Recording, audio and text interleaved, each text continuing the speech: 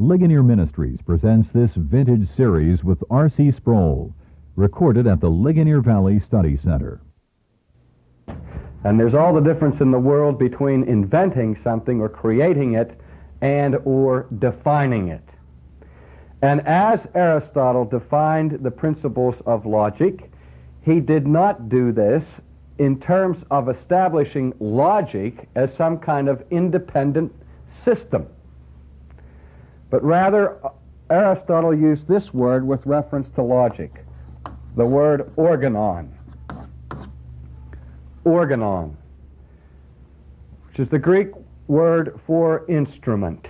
That is to say, according to Aristotle, logic is the organ or the instrument by which all science operates, without which science is impossible.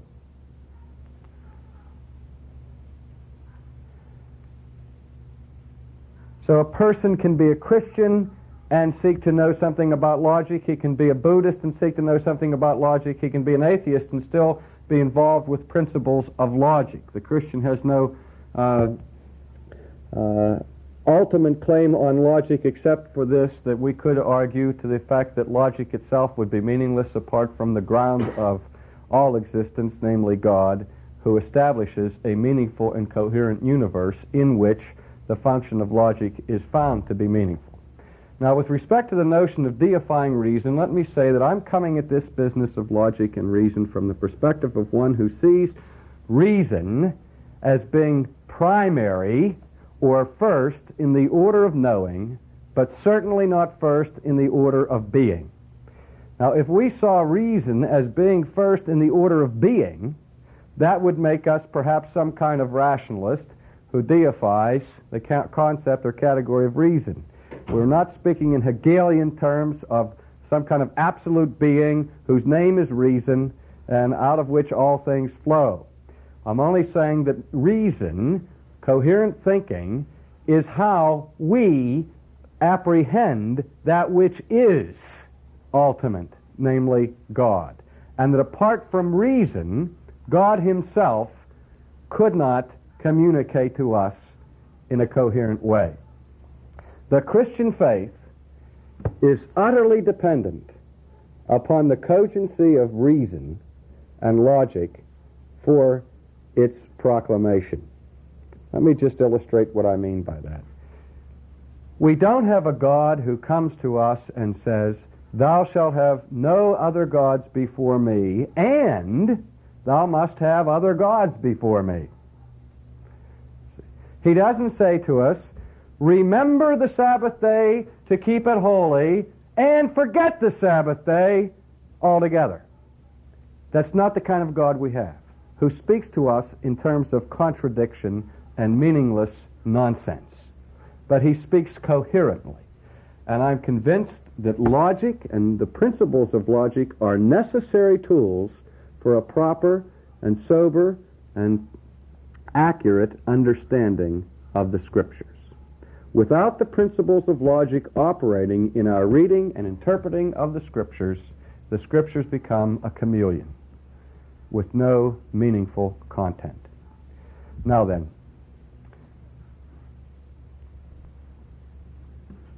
what I would like to deal with tonight is an introduction to the informal fallacies of logic. The informal fallacies. A fallacy in the study of logic may be defined as a type of incorrect argument.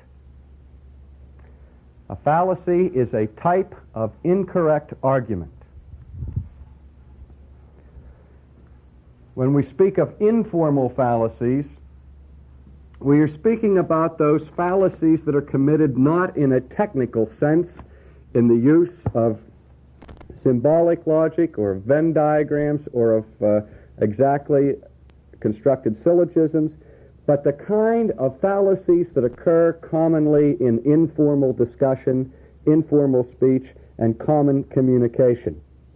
These fallacies are usually caused by carelessness or inattentiveness to our discussions. Now, there are all different kinds of informal fallacies. And I'd like to just survey a few of them for you tonight. The first main heading that I'd like to give to you is the heading or the category of the irrelevant conclusion. Irrelevant conclusion.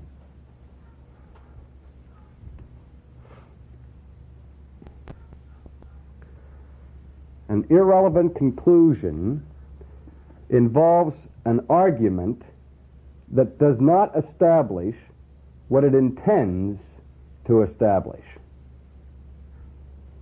For example, we're all familiar with the TV program that ran for many years of Perry Mason.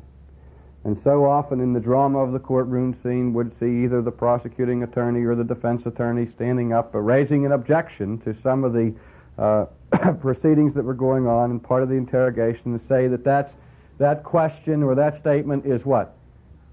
Irrelevant and immaterial. It has nothing to do with what we're talking about today. Now, the business of irrelevant conclusion is what you see being reacted to on a Perry Mason program.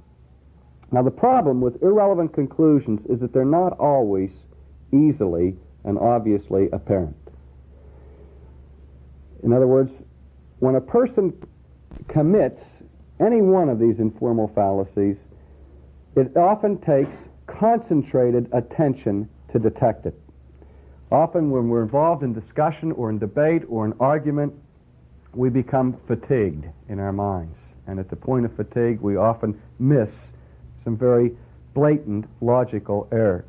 I remember when we took a course in Introduction to Logic in college, it surprised me that the examples of logical fallacies that were committed in writings that were used for the textbook were not examples taken from tabloid-type literature or from what we would consider to be lowbrow, unintelligent sources, but rather the passages that were used always as examples of a particular type of fallacy were lifted out of the writings of such men as Plato, Aristotle, David Hume, John Locke, Immanuel Kant, etc., to demonstrate that even the brightest men, the most educated men, the most intellectually oriented men who make a living by being intellectual people, are given to logical mistakes and logical fallacies. And so this is something that we must be on guard for. Now, it's a whole lot easier to notice a logical fallacy when we know what they are and understand what they are. And so that's what we're trying to get at here in this initial time on our discussions tonight. Now, an example that I'd like to give you of an irrelevant conclusion would be this. You see a man's on trial for murder in a courtroom situation. The prosecutor comes in and gives the most eloquent speech you've ever heard on the heinousness of the crime of murder. And he directs all of his attention to convincing the jury and the judge that murder is a very, very bad thing to do. Now, what he's there to do as prosecutor is to do what? Bring evidence that the defendant is guilty of the crime of murder. The state has already decided how severe a crime murder is. And all of this discussion about the severity and heinousness of the crime of murder is utterly irrelevant to the question of whether or not the defendant is innocent or guilty of the charge of murder. But you'd be surprised how often this type of thing happens, and where people get caught up in thinking about what a terrible thing murder is, and they're constantly reminded what a terrible thing murder is, and they prove, when the man finally proves his point that murder's a ghastly thing, and you have this poor defendant sitting over in a chair the whole time that the prosecutor is giving you this case about the heinousness of murder, all the while people are illogically jumping to a relational conclusion between the severity of the crime of murder and the heinousness of this poor man sitting in the chair, who perhaps didn't commit the murder in question at all. That's what we mean, generally speaking, about irrelevant conclusion. But that's only a general approach. There are specific kinds of informal fallacies, all under the heading of irrelevant conclusion, that I'd like to go over with you tonight and try to put names to them and examples and identify them so that you'll be able to spot them when you see them. The first type of irrelevant conclusion is the type that is identified by the title Argumentum ad baculum.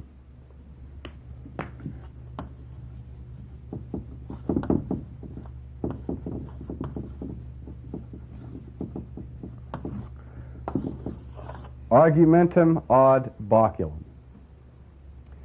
Argumentum ad baculum is that logical fallacy which seeks to persuade a person towards a particular conclusion by means of appealing to force. Argumentum ad baculum is simply an appeal to force to establish the truth of an argument. The old cliche that perhaps can be applied to this is the cliche, might makes right. The principle that is used in this kind of discussion is the principle of intimidation.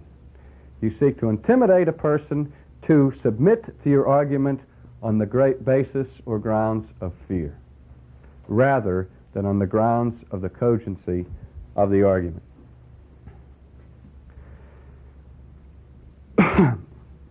I can remember being at football camp when I was in high school, and we had a man on our team who that year was selected first string All-American fullback. First string All-American fullback. And he was very worthy of that honor. Such a man of strength I've never seen on a high school level, and the newspapers in Pittsburgh heralded this high school athlete as the strongest running back in the history of the WPIAL at that time. Well, this guy knew his strength, his brute strength, and he used it in other areas besides the football field. On this occasion at football camp, I was present when all of the members in a particular barracks of men were involved in a poker game.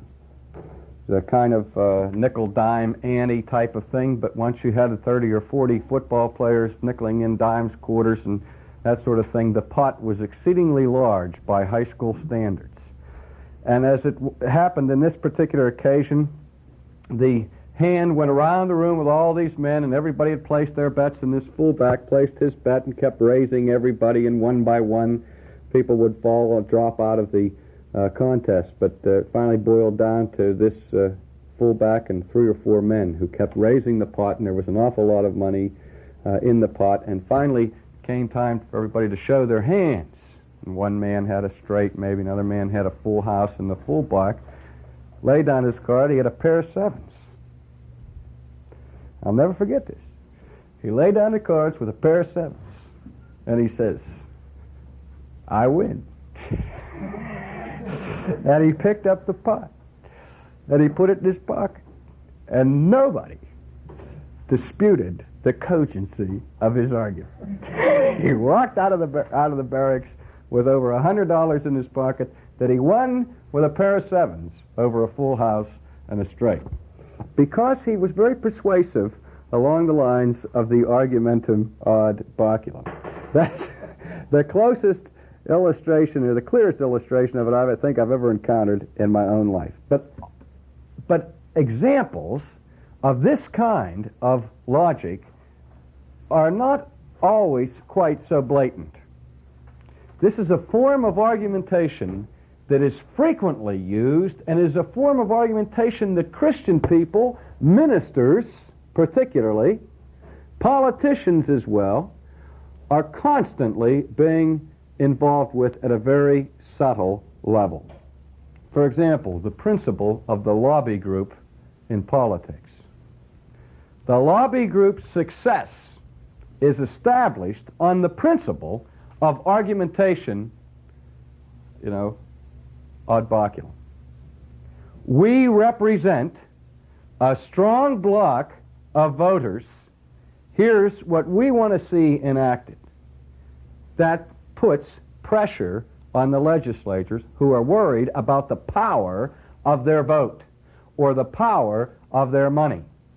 That you might have legislatures bowing before the wishes of the lobby group because of the fear of force. We see this in church decisions. Mrs. Jones is convinced that the church ought to be painted yellow.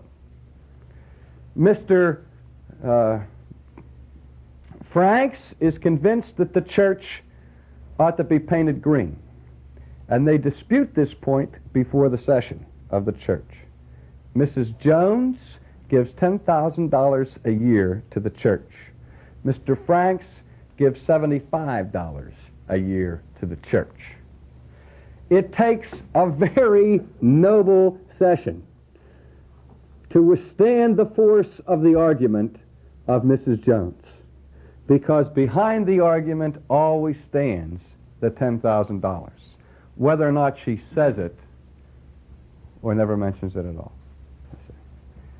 But this kind of argumentation comes either verbally or non-verbally every day in our culture. On an international scale, we see argumentum ad baculum occurring when the large powers begin the practice of what we call sword rattling. We think this is the policy that ought to be. If you don't like it, rattle the sword a little bit. Might makes right. One illustration that I came across was an example that took place at Yalta, in a conference that was involving Franklin Delano Roosevelt, Winston Churchill, and Joseph Stalin, carving up Europe after World War II. At one point in the discussions, Winston Churchill made a suggestion and had pointed out that the Pope had sent him a communique making this suggestion of implementing certain procedures to guarantee world peace. Stalin's reply to Churchill's relaying of the message from the Pope was this: "And how many divisions does the Pope have at his disposal?" In other words, I don't want to hear any arguments that aren't backed up by force. All right, a second type of irrelevant conclusion is what we would call the argumentum ad hominem abusive. Let me write that on the board for you. Ad hominem abusive. Now, before I give you a definition of the ad hominem abusive argument, or form of argument, let me be careful to distinguish this from what is normally simply called ad hominem reasoning. Not all ad hominem reasoning involves logical fallacies. Not all ad hominem reasoning involves the ad hominem abusive fallacy. What ad hominem reasoning involves, just considered in and of itself, is reasoning to the man. That is, in the course of a debate or in the course of an argument or discussion, you leave your own premises to deal with a man's argument on his grounds. For example, trying to show that his arguments are inconsistent. Or the most frequent use of the ad hominem argument is the method of logical persuasion which is called reductio ad absurdum. Reductio ad absurdum. Pretty easy to figure out what that means, isn't it? What does that mean, Brad? Reducing it to absurdity. Reducing it to absurdity, which is another way of saying we take somebody's argument to its logical conclusion.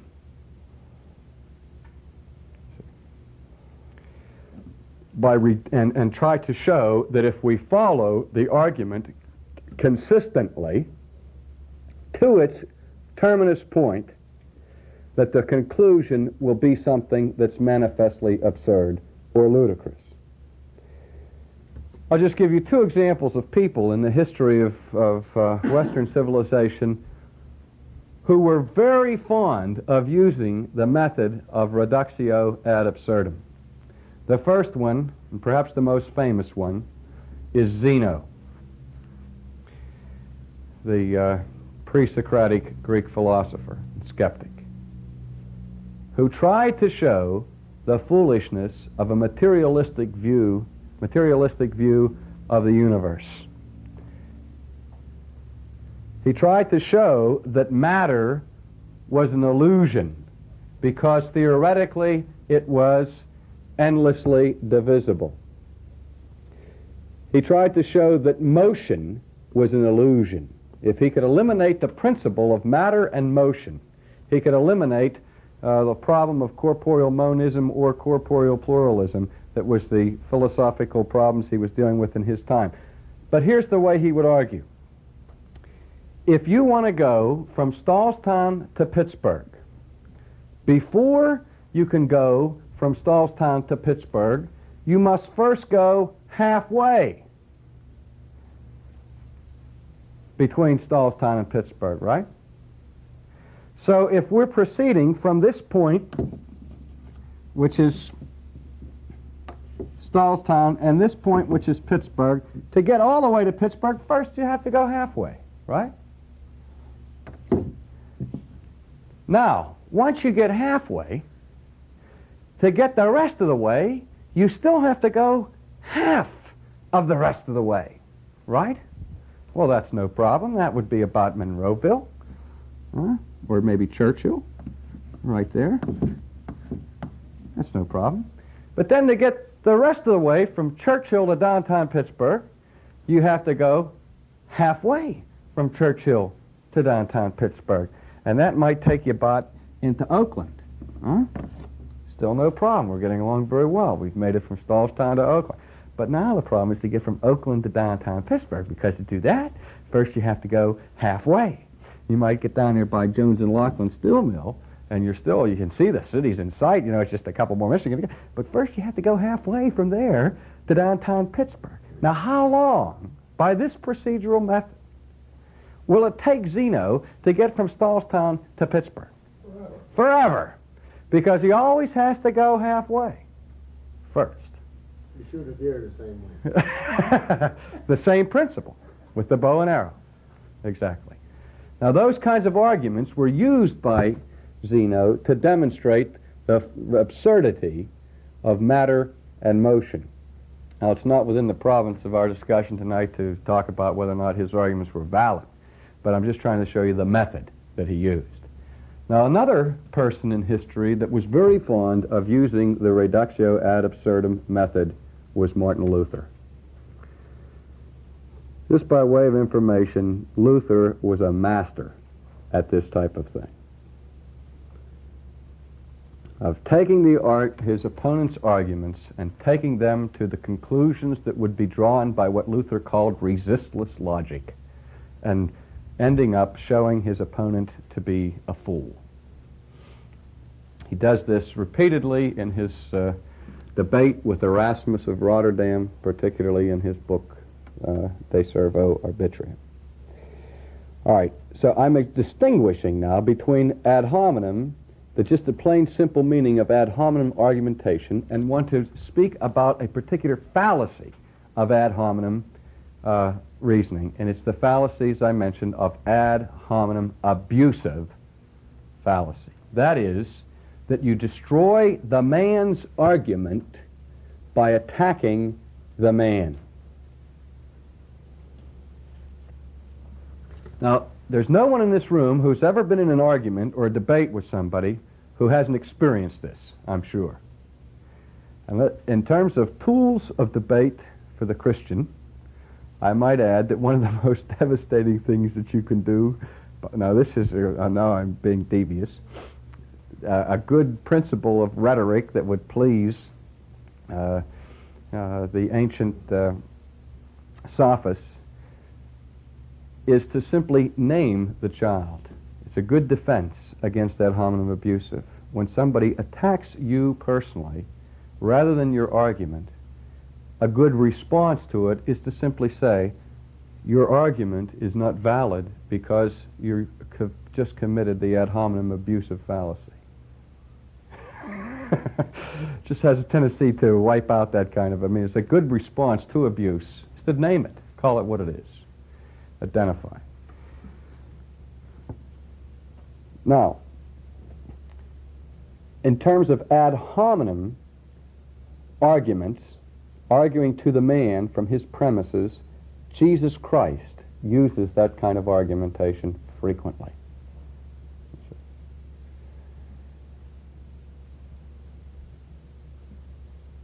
Notice when he's caught, he catches the people in the dilemma between their attitudes to himself and towards John the Baptist. He says, where did John the Baptist come from? If they say what? If they say from God, then his answer is what? Then the only thing you can consistently do is to submit to me because he bears witness to me. But if they say he doesn't come from God, then they've got problems with the people. So he tries to get the argument over onto their grounds and that sort of thing. But the main point of dealing with the ad hominem abusive is that there's probably never been a man who suffered more from this fallacy than Jesus of Nazareth. This was a constant way that the Pharisees employed to deal with Jesus in the New Testament. Ad hominem abusive. We don't have to listen to him. Why? Because he associates with tax collectors and publicans. So what's the conclusion? Anybody who associates with tax collectors and publicans can't possibly be speaking the truth. See? That's what ad hominem abusive is. Ad hominem abusive is like saying, Paul is skinny, he's ugly, and he's slow of speech. Therefore, his theology is false.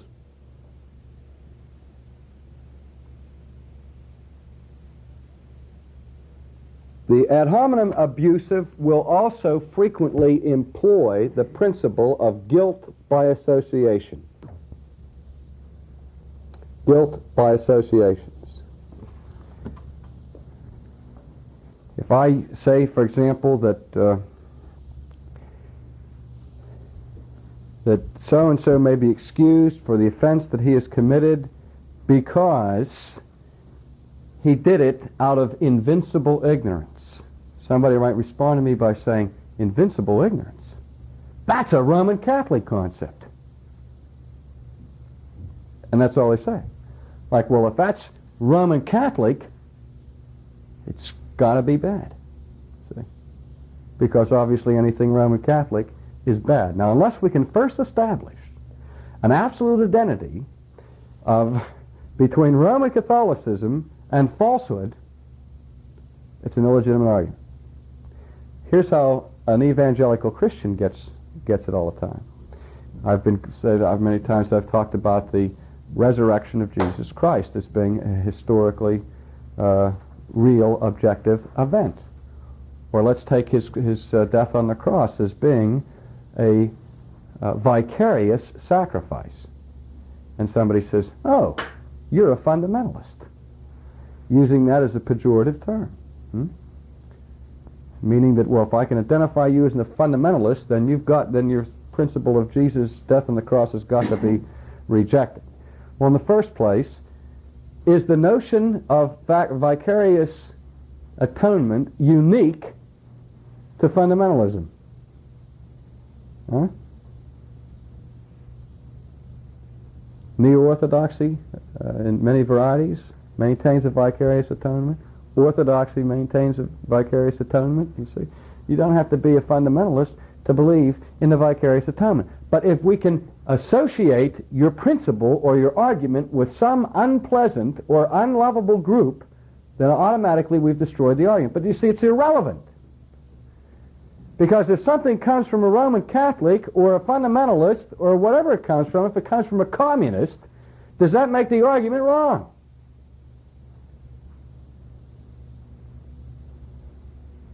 The devil can give a cogent argument, couldn't he? And the very fact that the devil gives it does not make the argument fallacious.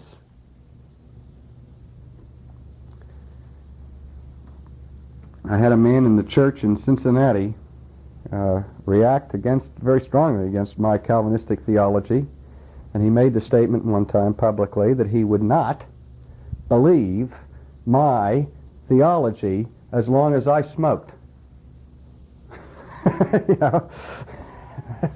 The question of my smoking might have an awful lot to do with my sanctification, but what does it have to do with the correctness of Calvinism? But that's ad hominem abusive. Attack the man rather than his argument. Yes? Are these things, this example's always negative that you're giving them? Or Yes. Ad hominem abusive are always negative. All right. Now, one area today where we hear this kind of argumentation frequently is the hostility that's directed against the Apostle Paul in the New Testament.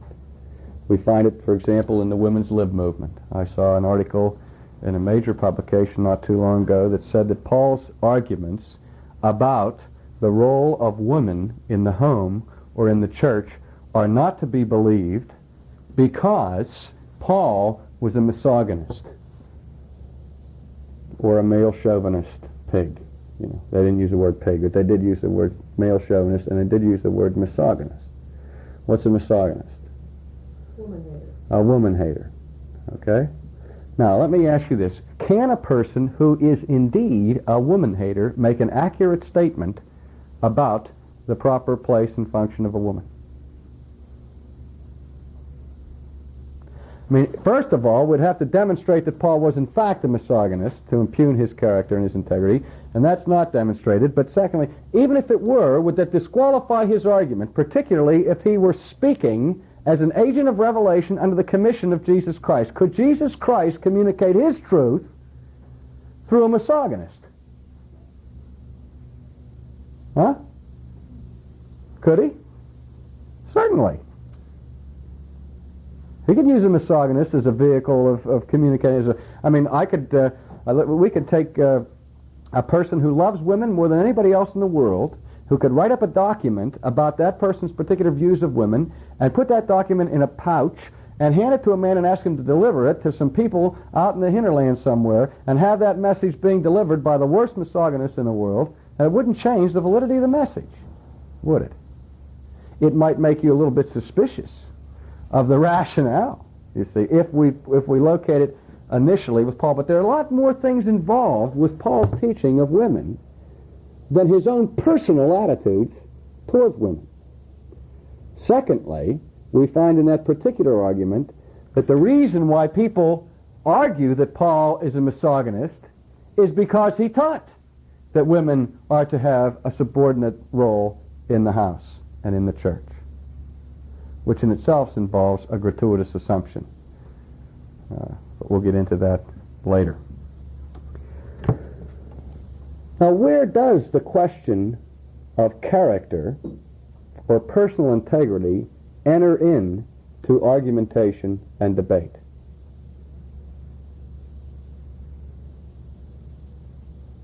What part of our culture is very much concerned with the matter of character in the giving of argumentation? Courtroom situations where we have variant testimony and somebody is obviously lying. See? And you're trying to establish the truth, and you're trying to find out who is telling the truth, if anyone, and who is lying. Then the question of character witness and character testimony becomes very relevant. For example, if we can establish that a person has been guilty of perjury 100 times, see, been convicted of perjury 100 times, and is a notorious liar, and he gives his word under oath in the court, is his testimony as credible as someone who's never convicted of perjury? Certainly not, because credibility is established in our lives on the basis of past performance, isn't it? However, let's keep this before us. Is it possible that a notorious liar can tell the truth? Yeah. Yes.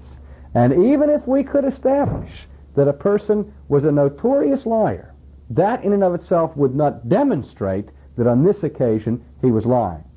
It would certainly raise questions about his credibility, generally speaking, but it could not demonstrate conclusively that he was indeed a liar. But ad hominem abusive is more involved with false accusations, or accusations that are utterly irrelevant to the situation.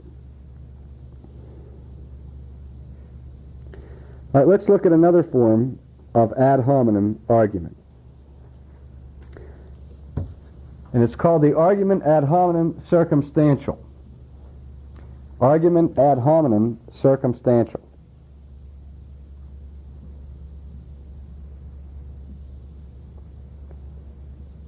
In this case, you appeal to the circumstances of your opponent to persuade him of the error of his argument. I would say something like this. Suppose I hear a person who is arguing against the legitimacy of capitalism as a social economic system, and I discover that that person is a registered Republican. And I say, you're a Republican. You've got to believe in capitalism. See? Or, more commonly, you're a Presbyterian. You must believe in election predestination. See? Now, what's the fallacy there?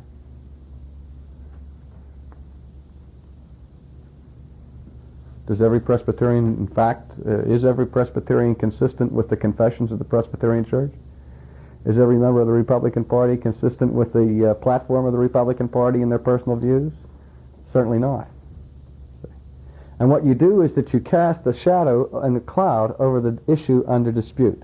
Because in the first place, all you can hope to accomplish with this kind of an argument, which is often very, very persuasive,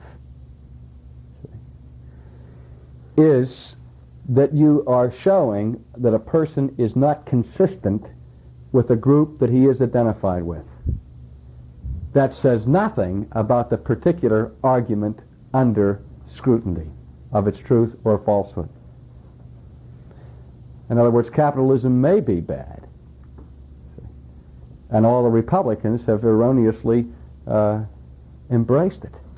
And the fact that the person says that he's Republican, therefore he ought to embrace it, is irrelevant. For example, state it this way. If predestination is false, then should a Presbyterian embrace it? Certainly not. And so the argument ad hominem circumstantial is try to win the argument by telling a person what he must believe if he belongs to a certain group, which is a very subtle way of moving the argument away from what is the point under issue, the truth or falsehood of the premise being discussed. All right, another form of irrelevant conclusion is the argument ad ignorantiam. Argument ad ignorantiam. I-G-N-O-R-A-N-T-I-A-M. Simply means the argument from ignorance.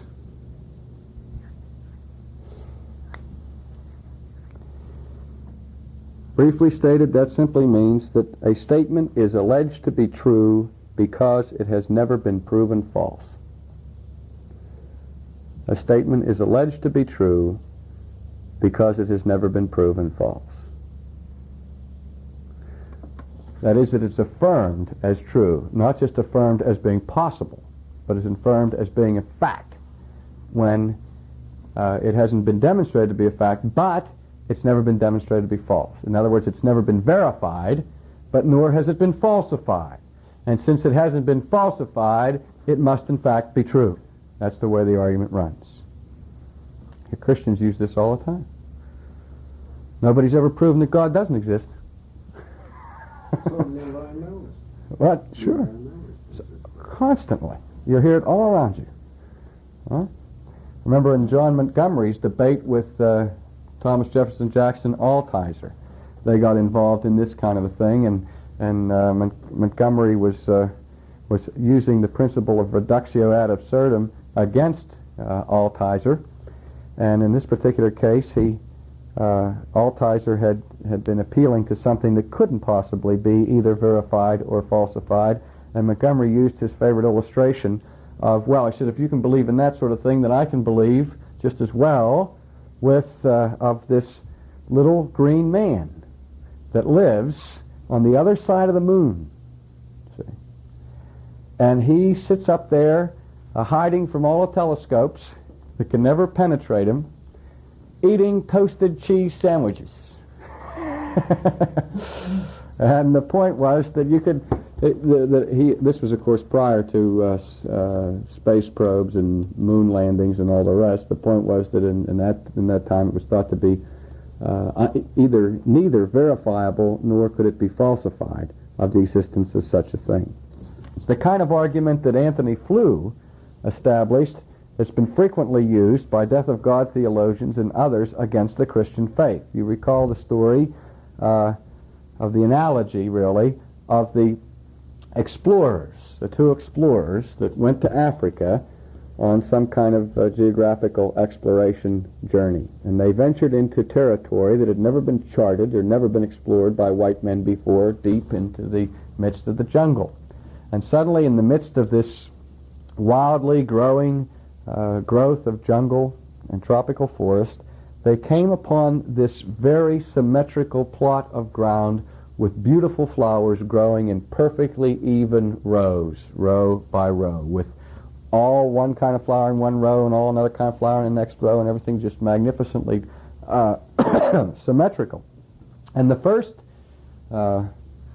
explorer came to the conclusion, well, there must be a gardener around here, because this kind of thing that manifests such order and harmony couldn't possibly just happen contingently or accidentally. There must be a gardener. So they just looked around the area, but they didn't find anybody. So they decided to wait. The second explorer was a little bit impatient about this. He said, let's get on with our work. He says, I don't care whether there's a gardener here or not a gardener. We've got work to do. First guy says, no, I'm fascinated by this. We've got to find out about this guy. So they waited for a couple of days and nobody showed up. By now the first man was convinced that there was a gardener. So he said, look, maybe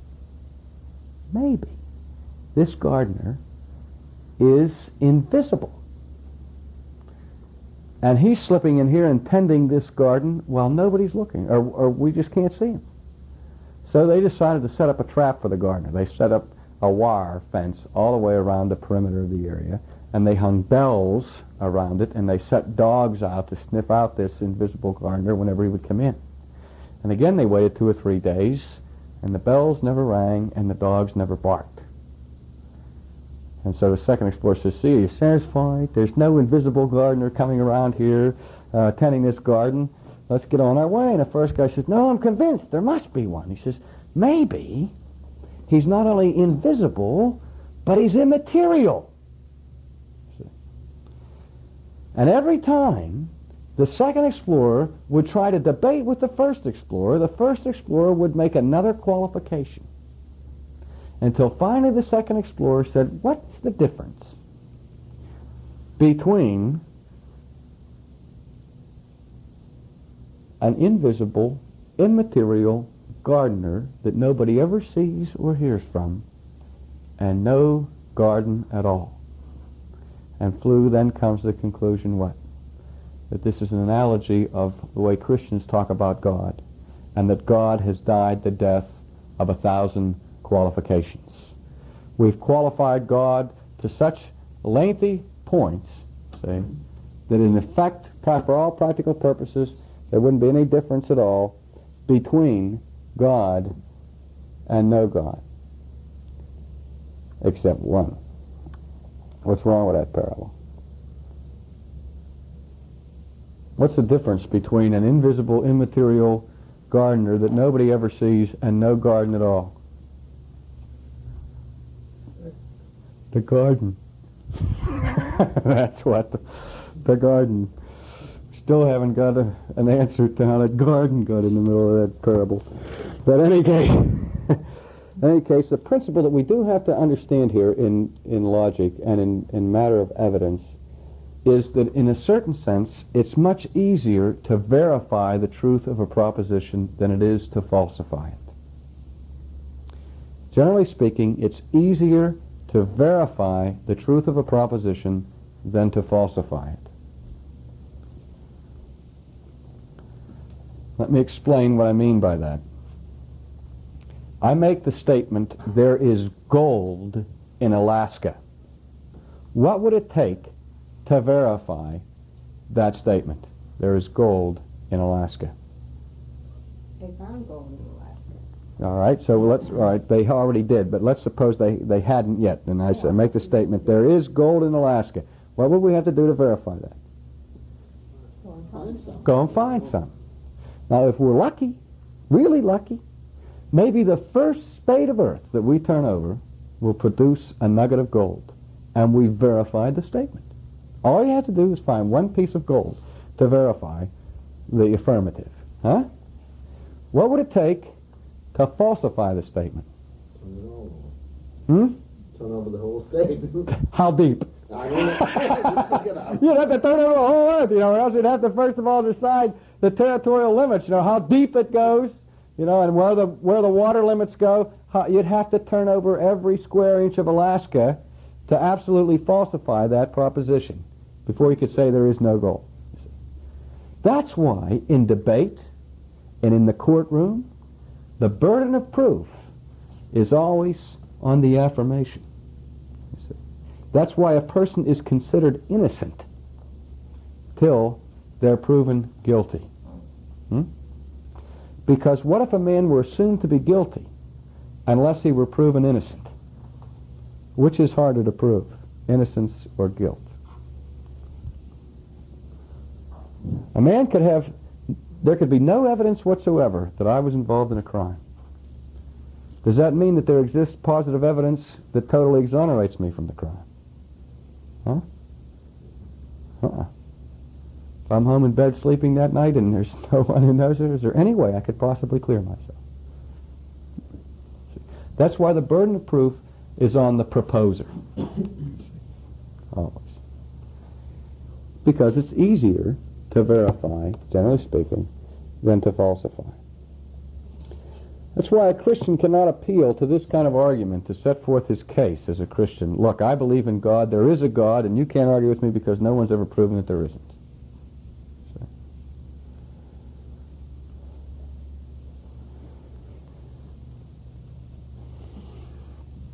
Now,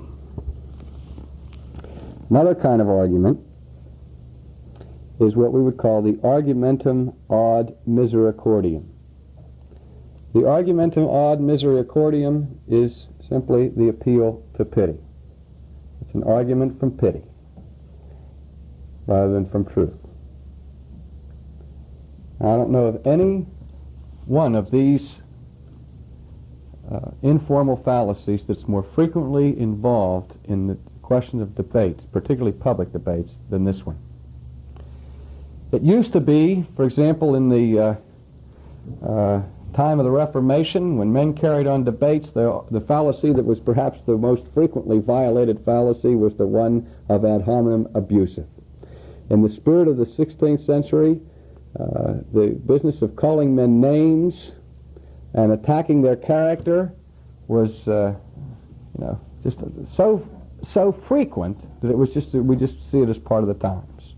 You listen to Luther talk about Erasmus, or Erasmus talking about Luther, or Calvin talking about the Roman Catholic Church as barking dogs, and the church describing Calvin, you see, as a horned toad, and all the rest. You get all that kind of abusive language that people just don't do, generally speaking, in public debates or in public writings today. If they do it, they're suspicious. They're suspect. But what's the other problem? The problem that you encounter in debate situations today, again and again and again, is the sympathy of the crowd being the factor or the decisive factor in who wins the debate. That is, if one debater smiles 300 times in the course of the debate and is quiet and gentle, and the other person is almost an automaton, cold, articulate, and just driving the point home again and again and again and again, where does the sympathy of the crowd go? To the poor little guy that's being mistreated by the obvious intellectual superiority of his opponent.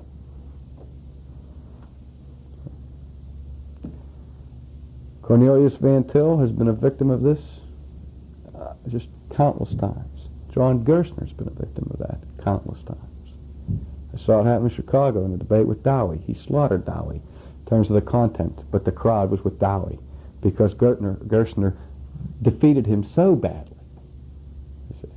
Not by calling him names, but just by being very formal and getting down to the point. And the sympathy went to the crowd, or the crowd's sympathy went to Dowie in that situation. Have you seen that sort of thing? Where the argument is won not on evidence, but on smiles and cordiality. Be careful about that sort of thing. In other words, the principle of the Argumentum ad misericordiam is that pity is appealed to gain a person's assent to a particular proposition. We see this frequently in the courtroom, where somebody says, well, this man's wife just died and left him the father of 6 children that are unattended. Woe is me. See? Now, that may have bearing upon the public desire to punish the man, but does it have any bearing on his guilt or innocence? But sometimes these things are so tear-jerkers that no one would dare convict them, kind of a thing. Perhaps the most ludicrous example of this is the case of the young boy, the teenage boy who was on trial for his life because he savagely murdered his father and his mother. And he appealed to the court to have them throw out his case on the grounds that he was an orphan. That's the kind of thing.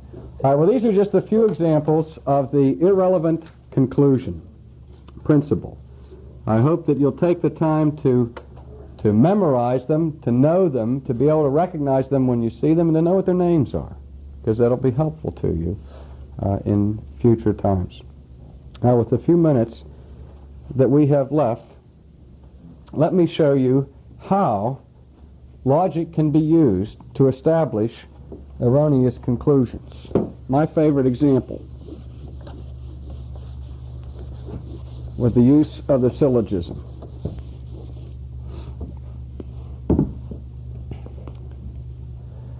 I'm going to demonstrate that cats have 9 tails. How many of you believe that cats have 9 tails? You've heard a cat of 9 tails, haven't you? How many of you have ever seen a 9-tailed cat? Nobody's seen a 9-tailed cat. All right? Can anybody prove there are any 9-tailed cats? Huh? Okay. I'm going to demonstrate to you not only that there are 9-tailed cats, but that all cats have 9 tails. Huh? All alive cats have 9 tails. Okay?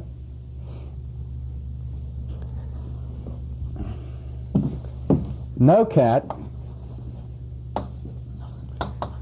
has 8 tails.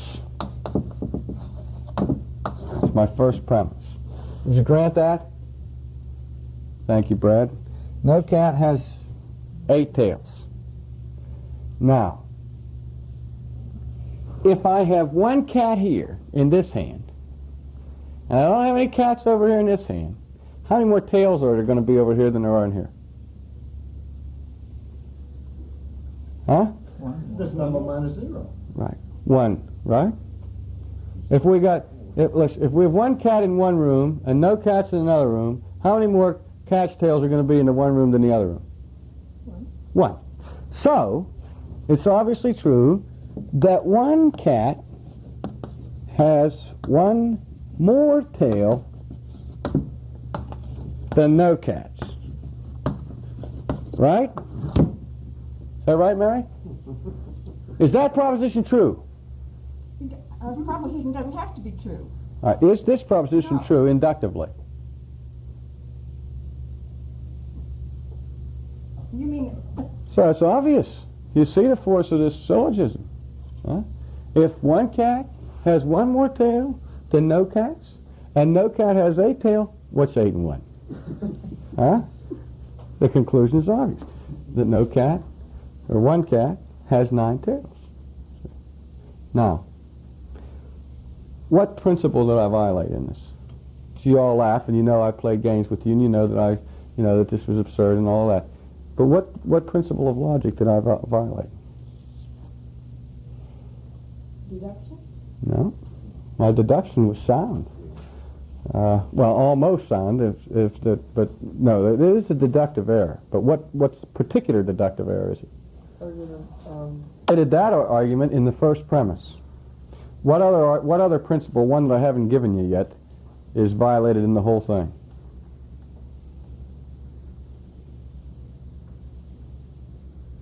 Can you tell me? You don't have to name the principle, but can you see what I've done here? What have I done? Meaning to the term no cat. The term no cat here does not mean the same thing as the no cat here. That's equivocation. See? And that form of logical fallacy comes up again and again and again, equivocation. And we're going to talk more about equivocation, because this is one of the basic problems in argumentation, is that people do not use the words meaning by them the same thing consistently in their arguments, and can lead to an erroneous or irrelevant conclusion.